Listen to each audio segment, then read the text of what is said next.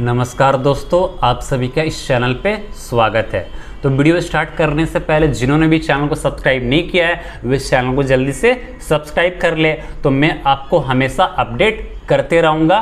तो आप मुझे कमेंट बॉक्स में आप लिख सकते हैं कि मतलब इस जो कंपनी का जो मैं शेयर प्राइस की मैं बात करने वाला हूँ, तो आप किस प्राइस के लेवल पे आपने ख़रीदा है, तो आप मुझे कमेंट बॉक्स में ज़रूर बताएं। तो मैं आपका जो भी अगर समाधान हो सके तो मैं आपको अपडेट करता रहूँगा कमेंट बॉक्स के थ्रू।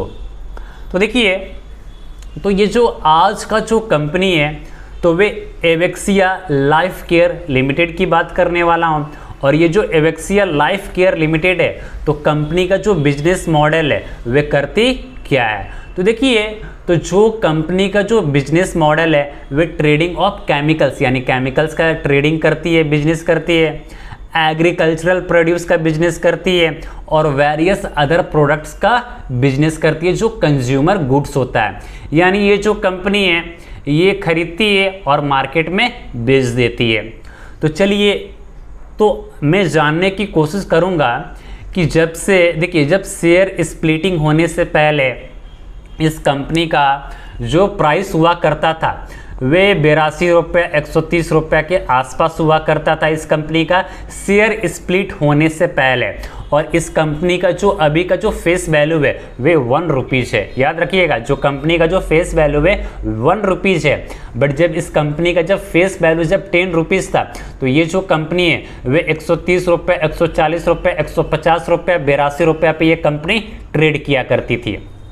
तो चलिए, तो जो कंपनी का जो मार्केट कैप है वे 123 करोड़ का है। स्टॉक प्रॉफिट अर्निंग रेशियो देखा जाए तो 153 का है। रिटर्न ऑन कैपिटल एम्प्लॉयड की बात किया जाए तो 2.52% का रिटर्न है। अभी का जो करंट मार्केट प्राइस है वे 1 रुपीज़ 98 पैसा है और जो कंपनी का जो बुक वैल्यू है वे 1 रुपीज़ 30 पैसा है।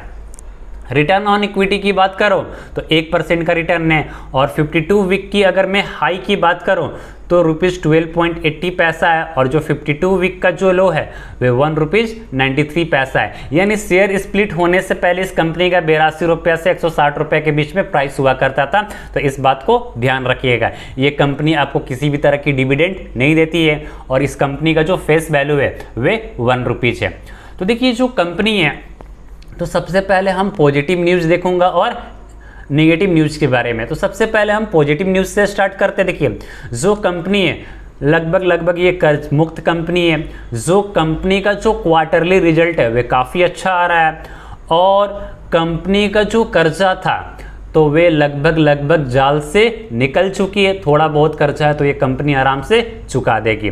और कंपनी का जो नेगेटिव न्यूज़ है तो कंपनी का जो नेगेटिव न्यूज़ है वे प्रॉफिट तो हो रहा है बट अपने जो शेयर होल्डर है उसको किसी भी तरह का डिविडेंड नहीं देती है। कंपनी का लास्ट का अगर 5 साल का अगर सेल्स ग्रोथ देखा जाए तो काफ़ी ज़्यादा पुअर है।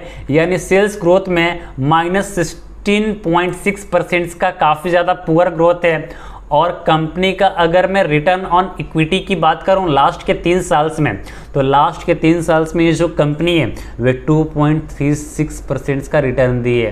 तो आप सोच के देखिए, सेविंग पे भी रख देते ना तो आपको 9% का रिटर्न मिलता। अगर 3% के हिसाब से भी अगर सेविंग अकाउंट में देखा जाए तो 9% का आपको रिटर्न मिलता। और कंपनी का सबसे पहले हम क्वार्टरली बेसिस पे बात कर लेते हैं। देखिए, तो क्वार्टरली बेसिस पे जो कंपनी है वे काफ़ी अभी अच्छा कर रही है।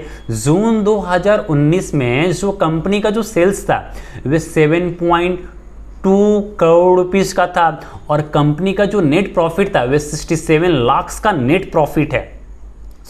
50 लाख का नेट प्रॉफिट है टैक्स देने के बाद। सितंबर 2019 में जो कंपनी का जो सेल्स है वे 17.40 करोड़ का है और कंपनी का जो नेट प्रॉफिट है वे 120 लाख का है। दिसंबर 2019 में 17.17 करोड़ का सेल्स है और कंपनी का जो नेट प्रॉफिट है वे 121 लाख का है। मार्च 2020 में जो कंपनी का जो सेल्स है वे 55.64 करोड़ का सेल्स है और कंपनी का जो नेट प्रॉफिट है वे 57 लाख का है। जून 2020 में 3.41 करोड़ का सेल्स है और जो कंपनी का जो नेट प्रॉफिट है वे 19 लाख का है। सितंबर 2020 में 13.47 करोड़ का सेल्स है और इसका जो नेट प्रॉफिट है वे 8 लाख का नेट प्रॉफिट है। दिसंबर 2020 में 17.99 करोड़ का सेल्स हुआ और जो कंपनी का जो नेट प्रॉफिट है वे 55 लाख है। मार्च 2021 में 15.81 करोड़ का सेल्स हुआ और जो कंपनी का जो नेट प्रॉफिट है वे 44 लाख का नेट प्रॉफिट है। जून 2021 में 17.04 करोड़ का सेल्स हुआ और जो कंपनी का जो नेट प्रॉफिट है वे 27 लाख का है। सितंबर 2021 में जो कंपनी का जो सेल्स है वे 22.82 करोड़ का सेल्स है और जो कंपनी का जो नेट प्रॉफिट है वे 38 लाख का है। दिसंबर 2021 में 12.34 करोड़ का सेल्स है और कंपनी का जो नेट प्रॉफिट है वे 34 लाख का है। मार्च 2020 में जो कंपनी का जो सेल्स है वे 19.43 करोड़ का सेल्स है और इस बार कंपनी का लॉसेज हुआ है तो 19 लाख का लॉसेज है। तो देखिए मतलब कंपनी का जो रिजल्ट्स है वे तो अच्छा ही आ रहा है एक तरह से अगर देखा जाए, बट कंपनी का जो प्राइसेस है वे लगातार आपको नीचे की तरफ देखने को मिल रहा है।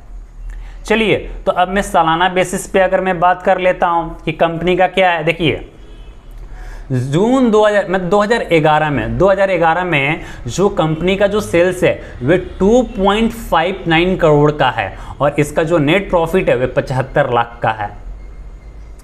2012 में जो कंपनी का जो सेल्स है वे 3 लाख का सेल्स है सिंपल सा और कंपनी का जो नेट प्रॉफिट है वे 1 लाख का प्रॉफिट है।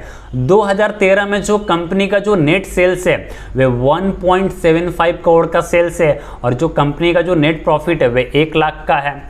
2014 में जो कंपनी का जो सेल्स है वे 74 लाख का है और इसका जो नेट प्रॉफिट है वे 7 लाख का है।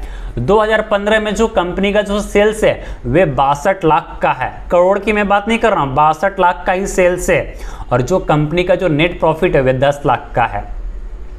मार्च 2016 में यानी 2016 में जो कंपनी का जो सेल्स है वे 33.96 करोड़ का सेल्स हुआ और कंपनी को जो प्रॉफिट हुआ वे 16 लाख का हुआ।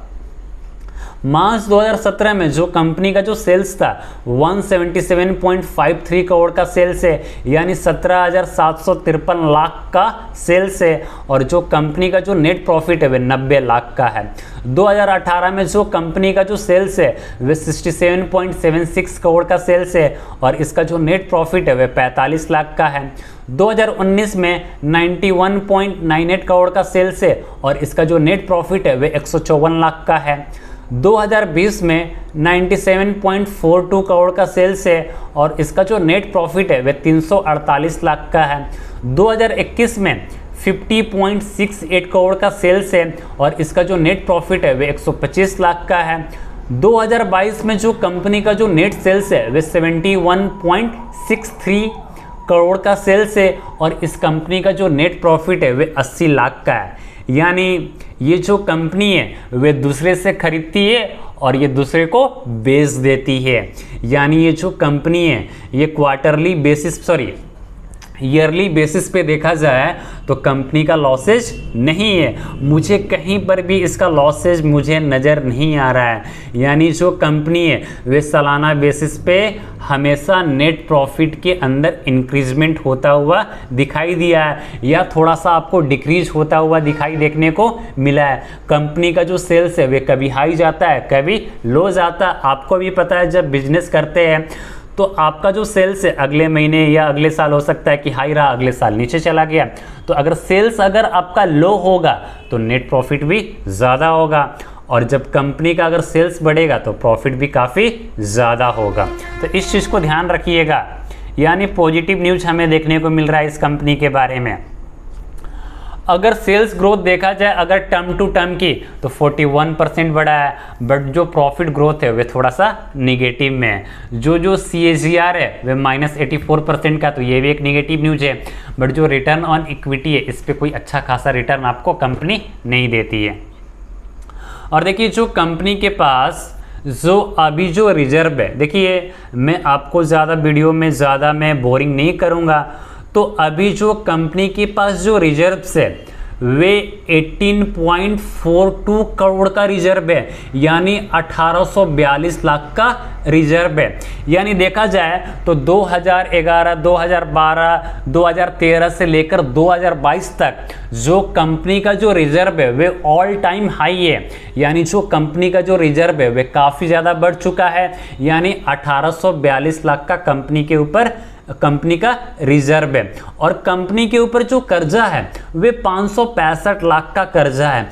तो ये जो समझिए कि जो कंपनी है वे बिल्कुल कर्ज मुक्त कंपनी है, क्योंकि इसके पास 1842 लाख का जो रिजर्व है, अगर 565 लाख अगर दे भी देती है तो कंपनी के पास जो रिजर्व है वे 1300 लाख बचेगा, यानी 1300 लाख बच जाएंगे अगर कंपनी अगर पूरी तरह से अगर कर्ज चुकाती भी है। तो अगर मैं टोटल एसेट की देखा जाए तो टोटल एसेट कंपनी के पास 125.06 का एसेट है। और देखिए जो ये कर्ज मुक्त कंपनी है और जो प्रमोटर है, तो प्रमोटर के पास जो इनका जो होल्डिंग है 43.02% का स्टेक है।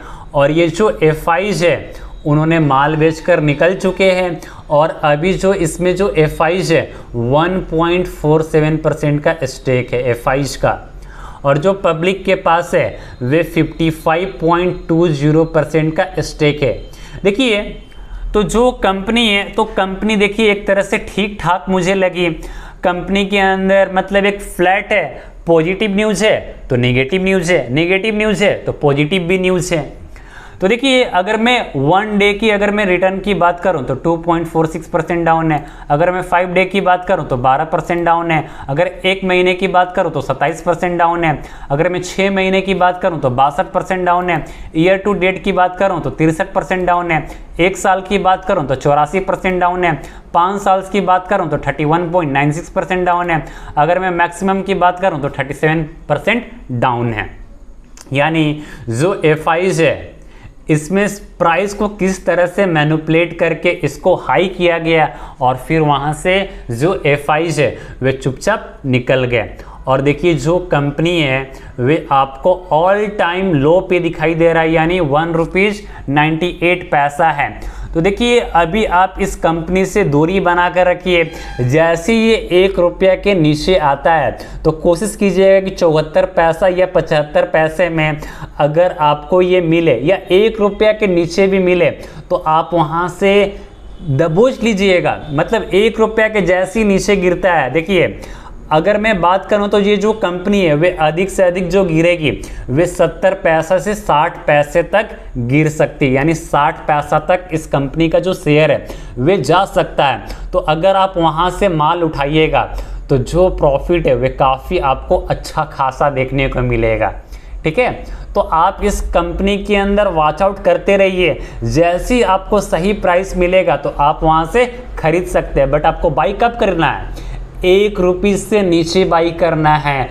अभी कंपनी को थोड़ा सा और गिरने दीजिए, जैसे ही गिरेगा आप वहां से माल उठा लीजिएगा। देखिए जो एफआईज है वे तो अपना सारा का सारा माल बेचकर निकल गए, यानी जो एफआईज के पास जो पहले जो स्टेक था वे 5% के आसपास हुआ करता था, तो अभी जो एफआईज के पास जो स्टेक है वे 1.67% का स्टेक है। तो देखिए इसमें जो एफआईज है वे जरूर आएंगे, और वहाँ से जब माल उठाएगा ना तो आपको मौका भी नहीं मिलेगा, और ये अपर पे अपर सर्किट लगाएगा। बस 70 पैसे की देरी है या 1 रुपया आने की देरी है, जैसे ही आएगा तो आपको वहाँ से अपर सर्किट होता हुआ आपको नज़र आएगा। तो आप वहाँ से अफसोस कीजिएगा, काश अगर मैं 1 रुपया के अगर मैं नीचे अगर इस कंपनी को ख़रीद लेता तो आज आप जो थे वे मालामाल बन सकते थे। तो देखिए आप इस कंपनी को ट्रैक आउट करते रहिएगा, और आप कमेंट बॉक्स में लिखिए, मैं आपको वहाँ से अपडेट हमेशा करते रहूँगा। तो देखिए जो कंपनी है वे ठीक ठाक है, तो आप थोड़ा सा वेट कीजिए सही प्राइस का, सही प्राइस पे आप बाई कीजिएगा। अभी मैं आपको बाई की सलाह नहीं दूंगा। वीडियो अच्छा लगा तो अपने दोस्तों के साथ शेयर कीजिए और चैनल को सब्सक्राइब करना ना भूलें। जय हिंद, जय भारत।